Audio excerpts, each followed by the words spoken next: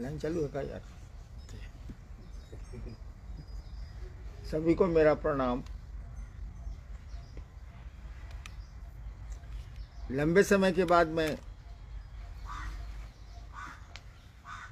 Online हुआ हूँ।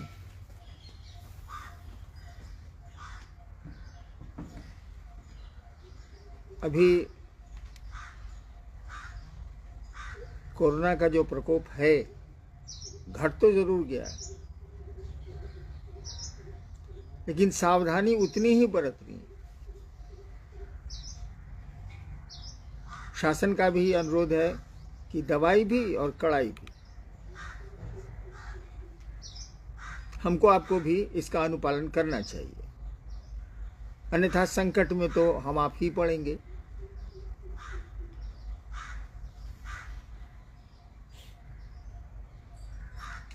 अब आ गई शिवरात्रि, फिर आएगी होली। पर्व त्योहार आते ही रहते हैं। शिवरात्रि में मैंने लोगों से अनुरोध किया है कि अपने घरों में शिव की पूजा करें, करनी भी चाहिए पूजा, लेकिन मजमा नहीं लगाएं। घर के लोग रहेंगे 15-20 आदमी में कोई दिक्कत नहीं है। आप तो सामाजिक दूरी बनाएं, मास्क पहने और पूजा करें। और जब घर के लोग बैठेंगे तो माइक की कोई जरूरत नहीं। 50 आदमी 30 आदमी में तो माइक की जरूरत नहीं है। इसका ध्यान रखा जाए। अभी भीड़ इकट्ठा करना हमारे आपके लिए अच्छा नहीं है। असुविधाएं हो सकती हैं, परेशानियां हो सकती हैं। सरकार भी ऐसा ही कह रही है। शिव की बारात जो निकलती थी देवघर और रांची, सब जगह बंद है। सरकार ने बंद किया है, इसके लिए नहीं कि बंद करना है, इसलिए किया है कि आम जनता को, हमको, आपको दिक्कत नहीं हो, कठिनाई नहीं हो। जहां तक चर्चा का प्रश्न है, चर्चा का सवाल है, साप्ताहिक चर्चाएं चालू कर दी गई, लेकिन अन्य चर्चाओं पर अभी भी रोक। साप्ताहिक चर्चा में अगर 20-25 लोग रहते हैं, सप्ताह में जो चर्चा होती है जहां तक 20-25 लोग रहते हैं, सामाजिक दूरी बनाते हैं और मास्क पहनते हैं, तो इसकी अनुमति है। लेकिन साप्ताहिक चर्चा के बहाने अन्य चर्चाओं की अनुमति नहीं है। इसलिए नहीं है कि दोनों चर्चाओं में कोई अंतर है, अंतर कुछ नहीं है, मात्र भीड़ का सवाल है, ज्यादा संख्या का सवाल है। संख्या बढ़ेगी तो हमको आपको होगी असुविधा। इसलिए मेरा अनुरोध होगा आप लोगों से, है भी, कि अभी कोरोना से भय की जरूरत है। लड़े हम जो जरूर, सुरक्षा तो करेंगे ना। तो सुरक्षा के ख्याल से, कोरोना से बचने के ख्याल से ये अभी तक हम लोगों ने रखा है कि हम लोग अभी मजमा नहीं लगाएं, भीड़ इकट्ठी नहीं करें, कोई सांस्कृतिक कार्यक्रम नहीं करें, उचित नहीं होगा। वैसे भी माइक जब लगाएंगे आप, तो कानून तो कहता है कि प्रशासन से आपको अनुमति लेनी, और इसकी जरूरत भी नहीं है। अब 30 आदमी 40 आदमी माइक क्यों लगाया जाए, लाउड स्पीकर क्यों लगाया जाए? चलिए देखते हैं, सवाल बहुत आए हैं, कुछ का उत्तर कोशिश करते हैं हम लोग की दे पाए। जी, जो आपने अभी कहा साप्ताहिक परिचर्चा और तरह की चर्चाओं से क्या भिन्न है, ये जिज्ञासा भी आई थी लुधियाना पंजाब से। मुझे लगता है कि ये स्पष्ट हो गया होगा उनको। तो हम लोग आगे में है कि आपकी लिखी हुई एक पुस्तक आओ चलें शिव की ओर, जिसका विमोचन अभी 16 फरवरी को हुआ और बहुत सारे लोगों को मिला है और मिलता जा रहा है। ये आपके 40 वर्षों के आध्यात्मिक यात्रा का निचोड़ है ये पुस्तक। उसकी कुछ पंक्तियां ऐसी हैं जिसको पढ़ के लोगों ने अपनी जिज्ञासाएं भेजी हैं, जिसमें एक जिज्ञासा आई है कि आओ चले शिव की ओर में लिखा हुआ है कि व्यक्ति के मन में शिव को अपना गुरु मानने का संकल्प यदि लंबे समय तक स्थिर रहता है तो किसी बाह्य साधन की कोई आवश्यकता नहीं है। कृपया समझाने का प्रयास करें। जिज्ञासा सुनी आपने। आओ चलें शिव की ओर। पुस्तक की पंक्ति है कि अगर यदि लंबे समय तक शिव को गुरु मानने का संकल्प स्थिर रहता है, माने हमारे आपके मन में रहता है, तो किसी बाह्य साधन की जरूरत नहीं। क्यों? खेला मन का है, शरीर का नहीं है। कोई भी संबंध मन बनाता है वो धरती पर बनाए या शिव से बनाए या देवताओं से बनाए।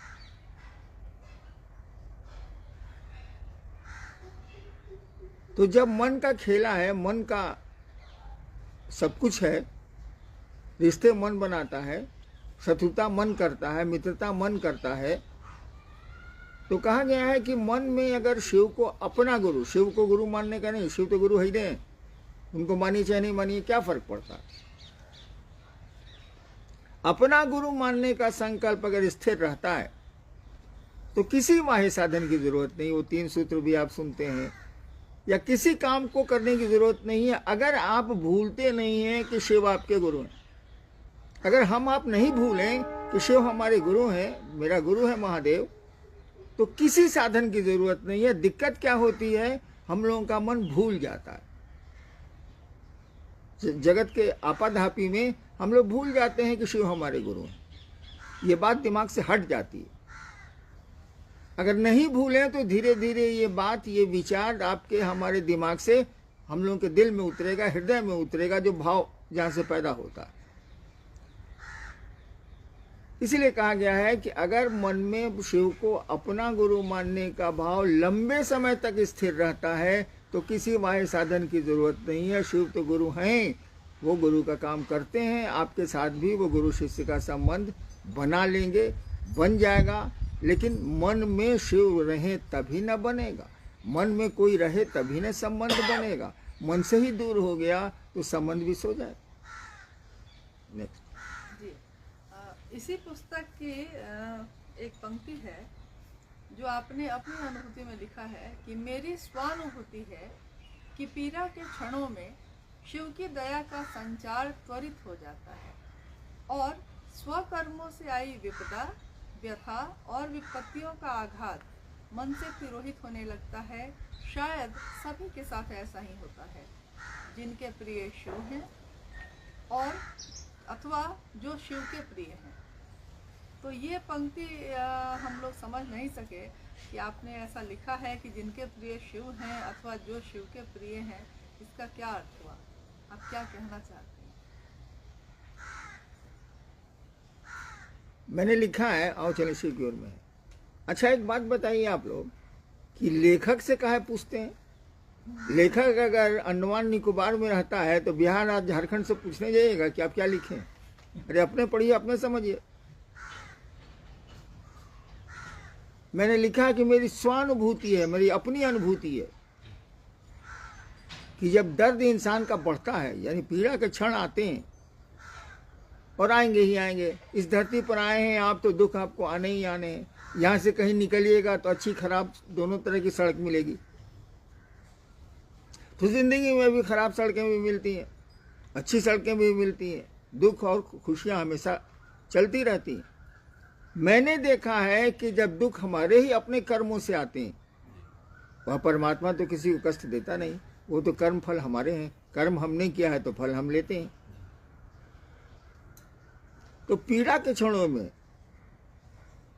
आपके गुरु की दया, उस शिव की दया का संचार, फ्लो बढ़ जाता है। जो हमारी अनुभूति है, बढ़ जाता है तो एहसास कम होने लगता है।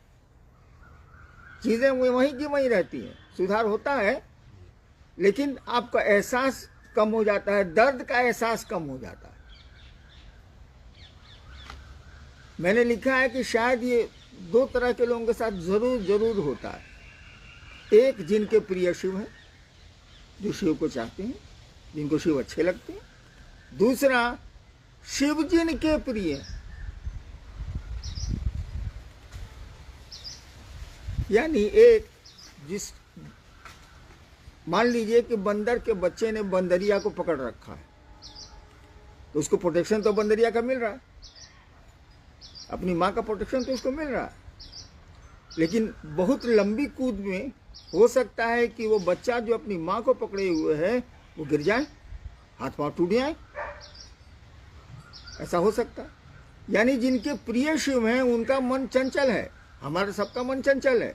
आज जो प्रिय है कल आपका अप्रिय हो जाता है, आज जो आपका शत्रु है कल मित्र हो जाता है, आज जो मित्र है वो कल शत्रु हो जाता है।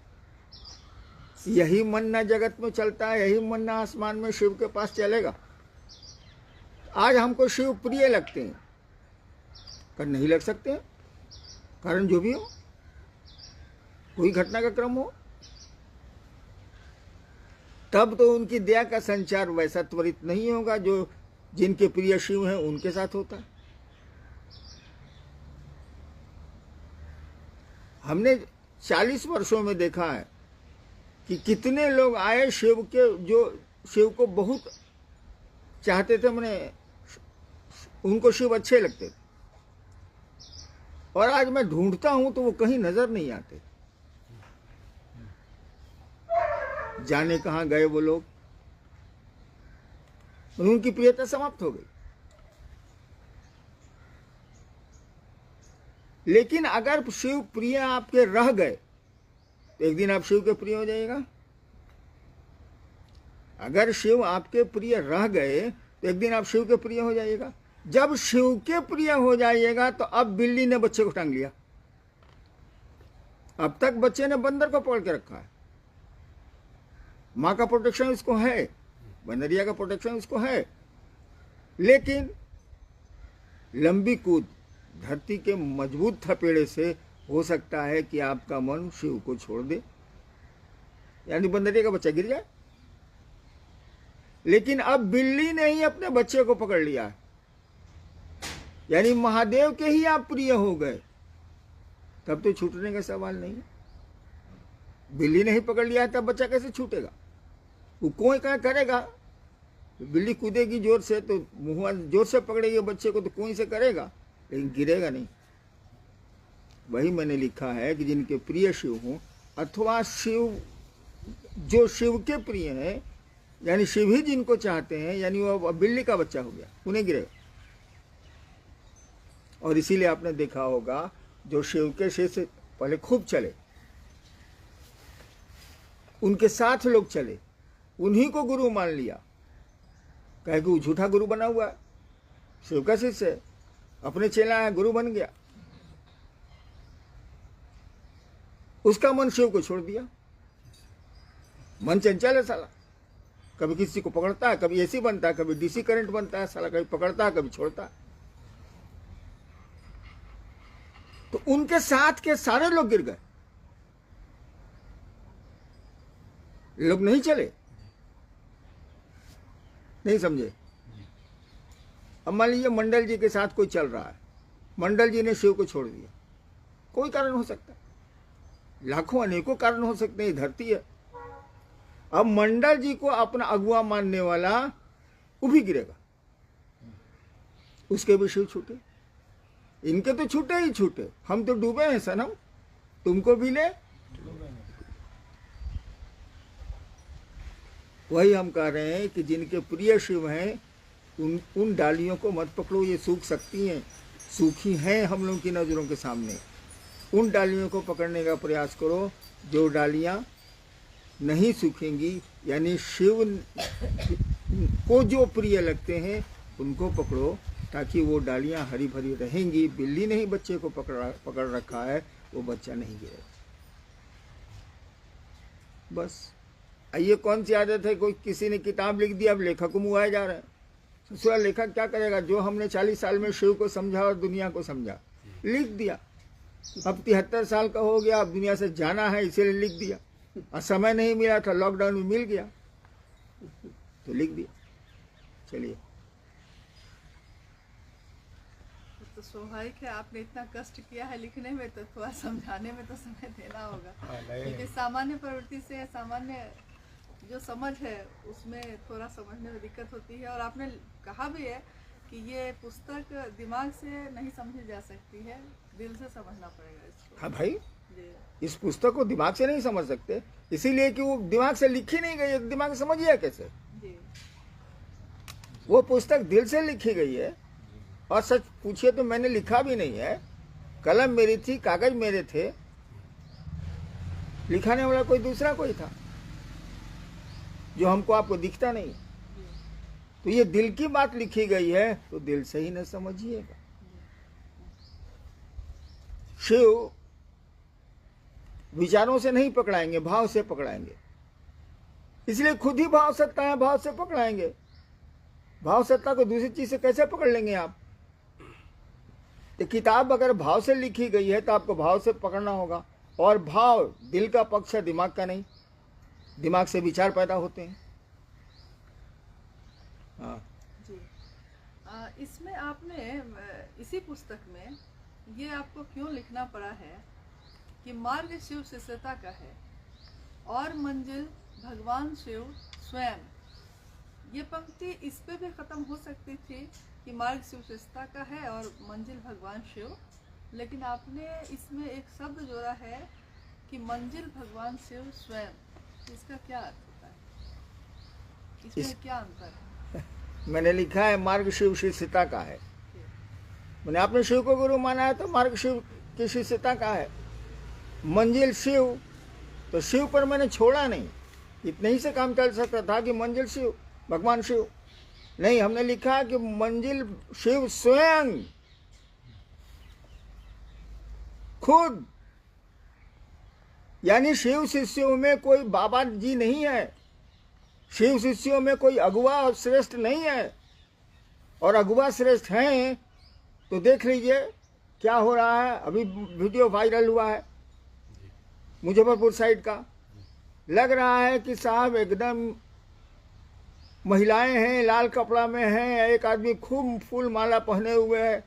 तो हम लिखे नहीं हम कि शिव स्वयं। आप तो खुद ही शिव बनते जा रहे हैं।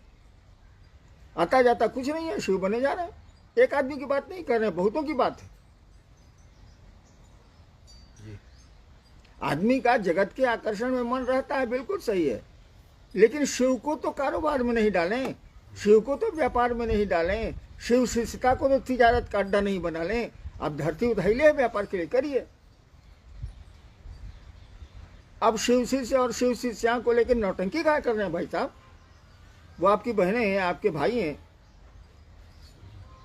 इसीलिए हमको लिखना पड़ा शिव स्वयं। मैंने हरिनारायण भी नहीं, मंडल जी भी नहीं, फलना जी भी नहीं, ऊ दीदी नहीं, महादेव खुद। वही तुम्हारे अगुआ हैं, वही तुम्हारे मार्गदर्शक हैं, वही तुम्हारे गुरु हैं, वही तुम्हारे गंतव्य हैं। तुमको जाना भी वही है। यही तो। इसी में आपने अपने उन समय के बारे में लिखा है जब आपने शिव को गुरु बनाया था और धीरे धीरे आप कहते हैं कि मैं अकेला चला था, कारवां बनता गया। ये कारवां बनने में सैकड़ों, हजारों, लाखों, करोड़ों लोग आए। लेकिन आपने लिखा है इस किताब में कि शिव गुरु से जुड़ने के अभियान में मेरी कोई लौकिक अथवा पारलौकिक चाहत नहीं थी। मेरी नहीं थी कोई वित्तेषणा, धनेषणा, लोकेषणा और न ही पुरुषार्थ चतुष्टय जैसे अर्थ, धर्म, काम और मोक्ष की अभिलाषा। तो ये जो शब्द हैं वित्तेषणा, धनेषणा, लोकेषणा और पुरुषार्थ चतुष्टय, इन शब्दों का जिक्र जो हुआ है वो समझने में असमर्थ हूँ। नवादा बिहार से है ये जिज्ञासा।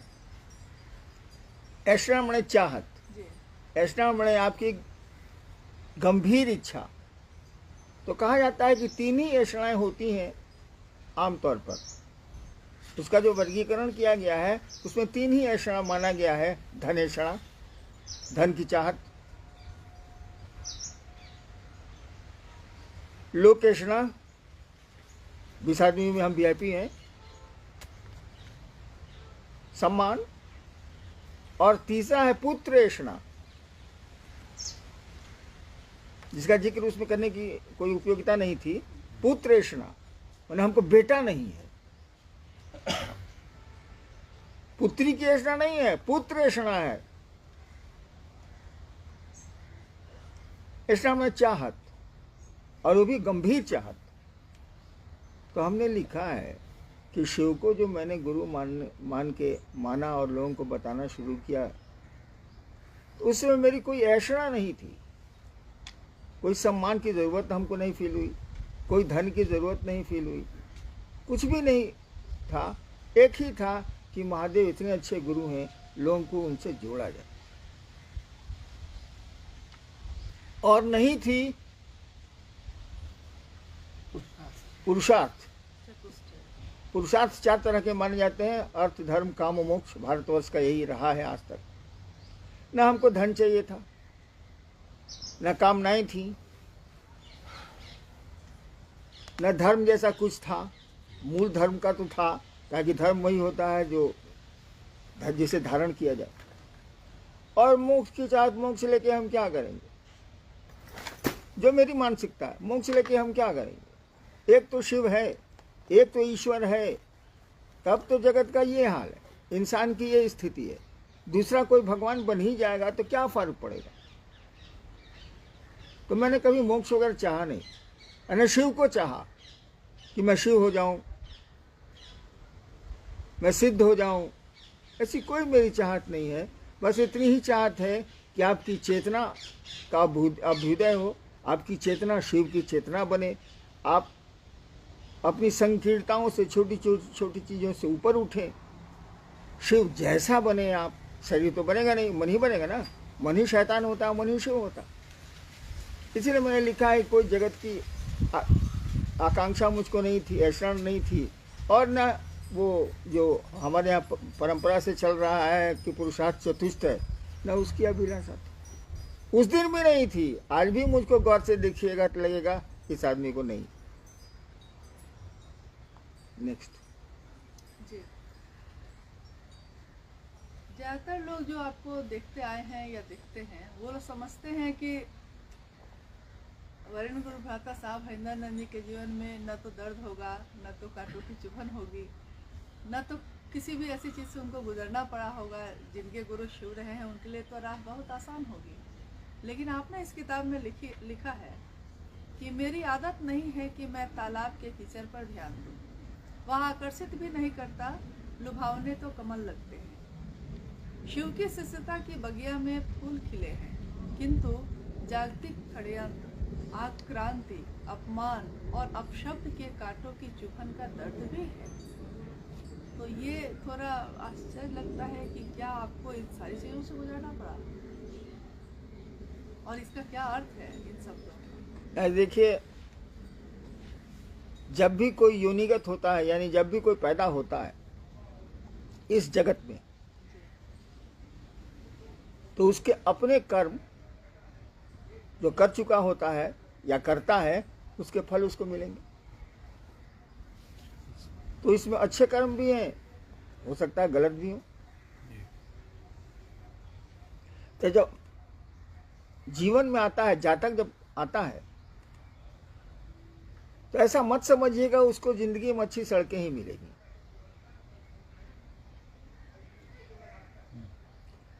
आप भी शहर में चलते हैं, कहीं चलते हैं, तो आपको हर जगह अच्छी सड़क मिलेगी, इसकी कोई गारंटी नहीं ही मिलती है। कम से कम घर तक, एनएच तक जाने में, घर और एनएच के बीच में तो ऊपर खबड़ मिलता ही मिलता। एनएच पर भी दिक्कत है, जहाँ था वो तो होना ही होना। तो जीवन में तो मिलेगा। मेरे पिता भी क्लास 1 अफसर थे, बाद में शिक्षा विभाग के बिहार के निदेशक भी हुए, डायरेक्टर भी हुए। लेकिन बचपन से मेरी कुछ आदत ऐसी थी कि किसी को अच्छी नहीं लगेगी। अब बच्चे से मसान में मैं रह रहा हूँ, अफसर का बेटा हूँ, शमशान में रह रहा हूँ। आप धरती में फंसे हुए हैं, मैं महादेव महादेव कर रहा हूँ, तो आपको तो अपने अनुरूप कोई हरिनाम मिल नहीं रहे, तो हमको तंग कीजिएगा। आपको चाहिए पैसा, हमको नहीं चाहिए। मैं क्या करूँगा पैसे? मरूंगा कि पैसे इकट्ठा करूँगा? तो जिसको पैसा चाहिए, अगर वो मेरे साथ रहता है, तब तो वो मेरा शत्रु, वो हमको अपना शत्रु समझ रहा। नहीं क्लियर हो रहा है? शत्रु समझेगा। आपकी चाहत दूसरी है, मेरी चाहत दूसरी है, तो टकराव तो होना ही होना है। तो टकराहट होती रही, तो मुझ पर आक्रमण भी होते रहे। अटैक, अक्रांति मन आक्रमण। अपशब्द, गालियां भी दी गई। और क्या है जी? अपशब्द के कांटों की चुभन का नहीं, और शब्द भी है उसमें। जी, आक्रांति, अपमान। अपमान, जी, आपके मन करने लायक नहीं हम होंगे तो आप अपमानित करिएगा ना हमको। तो जब तक मैं सरकार में था, शासन में था, हमको अपमानित करने का आपको मौका नहीं मिला, साहस नहीं हुआ। जब नौकरी छूटी तब मौका मिल गया कि ओ इस साला बूढ़ा हो गया, इसको अब तंग करो, तो चारों बल से भाला मारने लगे लोग। बचपन में भी पिता के मन से नहीं चला मैं, कोई चाहेगा पढ़ता लिखता नहीं है, यही करता है।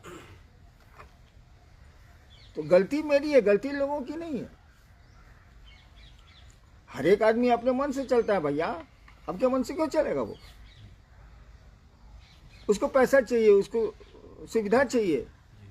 और मैं तो भाई जमीन पर सोने वाला आदमी, कुर्सी दे दीजिए बैठ जाऊंगा, जमीन पर नहीं दीजिए जमीन पर बैठूंगा। लेकिन आप तो जमीन पर बैठने पर आपको खराब लगता है, तो मैं कुर्सी नहीं दूंगा तो आपको खराब लगेगा। एक आदमी बैठा हुआ था, 20-25 आदमी बैठे हुए थे, चाय आई। अब चाय देने वाले ने एक आदमी को चाय छोड़ दी, भूल गया वो, उस आदमी ने मांगा नहीं। ये घटना 22 साल पुरानी है, उसके बाद वो आदमी नजर नहीं आया। हमने खबर भी भिजवाई उसको, तो कहा कि नहीं हमको चाय उनके नहीं मिली, हम नहीं जाने। इस मानसिकता से आप जीते, हम जीते। तो इस मानसिकता का जो आदमी रहेगा वो आपको कैसे लाइक करेगा भैया? वो कह रहा है सिनेमा हॉल में चलो, आप कह रहे हैं जा रहे हैं मसान। वो कह रहा है कि चलो क्लब, आप कह रहे हैं शिव चर्चा में हम जा रहे हैं यार। तो पसंद कैसे करेगा भाई? तो आक्रांति भी मेरे साथ आई, मैंने आक्रमण का, लोगों ने आक्रमण भी किए कि मारो सारे को, गालियां भी दी। इसलिए देखते हैं मैं एक जगह कहाँ रहता हूँ, भागता चलता हूँ। रांची में 3 जगह मैंने बदला, देवघर में भी 2 जगह बदला। पब्लिक हमको तंग नहीं करती है, वो हमसे जो सटा हुआ है ना वह तंग करता है। पब्लिक हमसे क्या लेना देना, जनता को हम किसी से क्या लेना देना, दूसरे से आपको तो लेना देना होता नहीं। जिससे लेना देना है बस उसी से मतलब है। हमें हाय अपनों का भय है, यही मैंने लिखा है। और क्या लिखा? हाँ, लेकिन जो मैंने काम किया महादेव की दया से 80 से लेके अब तक, उस फुलवारी में फूल खिले हैं भाई साहब। ठीक है, कांटों की चुभन भी है। उसी में आगे हमने लिखा है कि सड़े हुए पानी को कौन देखता है, लेकिन जब कमल खिल जाते हैं ना तो हम लोग गाड़ियां रोकते हैं, एको को तोड़ो नहीं आता। कमल नहीं रहता है तो नाक पर रुमाल रख के गाड़ियां पास करती हैं, कीचड़ महकता है। लेकिन कमल रहता है तो कैसा हम लोग करते हैं, ए गाड़ी रोको जी, कैसे कमल तोड़ो ना, क्या खूबसूरती है।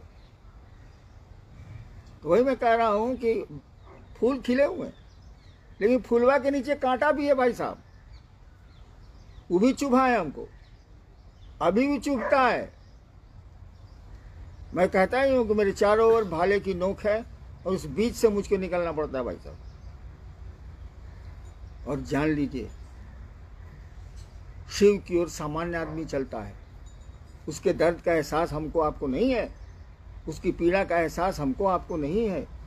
जैसे शिव सामान्य दिखते हैं, सामान्य व्यक्ति भी शिव की ओर ही चलता है, और वो चलता है तो चलता है। हाईनान ने अपनी ज़िंदगी में एक सामान्य आदमी का जीवन गुजारा है, अभी भी वही स्थिति है, और शिव की ओर चल रहा हूँ। कोशिश करता हूँ कि लोग भी चलें और लोग भी चलें। कम से कम आप सुंदर तो होइए, आपका मन सुंदर तो हो। नेक्स्ट जी, आपने उन सभी लोगों के लिए जो 1980 के दशक से लेकर अब तक चल रहे हैं, चलते रहे हैं और पूर्व में भी चले हैं, उनके लिए लिखा है इसमें कि बहुत तेरे शिवसे से 1980 के दशक से ही बड़ी लगन और तन्मयता से शिव गुरु पथ के अनुगामी हैं। मैं अवनत हूँ घनेरों शिव शिष्यों के सामने, जिन्होंने वर्षों से शिव गुरु और उनकी शिष्यता को व्यापक करने के निमित्त निरंतर सफल प्रयास किया है। सचमुच वे महान और प्रणम्य हैं। शिव गुरु के पथ पर शिव शिष्याओं के निरंतर योगदान ने मुझे सदैव उनका ऋणी बनाया है और मैं उनका ऋणी हूँ। दुनिया आपको प्रणाम करती है और आपने इसमें लिखा है कि मैं प्रणम्य हूँ, मैं झुका हूँ, अवनत हूँ। ये आपने मतलब क्यों लिखा? देखिए, महादेव ने तो आके आपको नहीं कहा कि तुम दूसरों को शिव का शिष्य बनाओ। मैंने कहा 10,000 साल के इतिहास में दूसरों को शिव का शिष्य बनाने का उद्घोष हईना नामक आदमी के द्वारा किया गया और आप चले, शिव की ओर चले, लोगों के बीच चले और तभी ना कारवां बना, तभी ना भीड़ आई, तभी ना आप कहते हैं कि 2 करोड़ से ज्यादा शिव शिष्य हैं भारत में। नहीं, आप मेरे कहने पर चले, ठीक, बहुत नहीं चले तो बहुत चल के छोड़ दिए, बहुत चलते चलते भी मेरे लिए घात करते हैं, लेकिन ऐसा तो सबके साथ नहीं है। 1000 में 2 आदमी हो सकता है घात करने वाला, लेकिन बाकी 998 आदमी ठीक है। तो मेरे कहने पर आप चले, मेरे कहने पर शिव शिष्यता आपने बढ़ाई आगे, तो पांव किसका धोऊं मैं? आपके एहसान मुझ पर है। वही मैंने लिखा है कि मैं पद प्रक्षालन करूंगा। जो लोग शिव के मार्ग में, शिव शिष्यता के मार्ग में चल रहे हैं, चल ही रहे हैं 80 से 90 से, मैंने लिखा है कि मैं उनका पांव धोऊंगा। वो मेरे लिए प्रणम्य है, मैं उनको प्रणाम करता हूँ, अवनत हूँ, उनके सामने झुका हुआ हूँ। ये शिव शिष्यों के लिए कहा। शिव शिष्याओं को भी कहा, जो महिला शिव शिष्य है उनको भी कहा कि वो लोग भी तो अथक परिश्रम कर रही हैं इस काम में, तो उनका मैं कर्जदार हूँ, उनका मैंने कर्ज खाया है।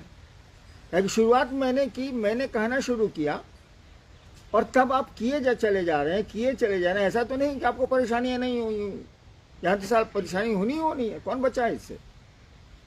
तब भी आप चल रहे हैं। जो चल रहे हैं उनको मैंने प्रणाम किया है, मैंने कहा है कि मैं आपके पांव धोऊंगा। चल रहे हैं सो आप चल रहे हैं, आप सही में महान। गुरु भाइयों को भी मैंने कहा है कि आपका मैं पांव धोऊंगा, गुरु बहनों को भी मैंने कहा है कि मैं आपका ऋणी हूँ, आपका कर्ज मैंने खाया है, आपके एहसान मुझ पर हैं, आपने शिव की दिशा में पांव बढ़ाए हैं, लोगों को शिव की ओर प्रेरित किया है, महादेव की ओर। चलिए भाई, सबको प्रणाम।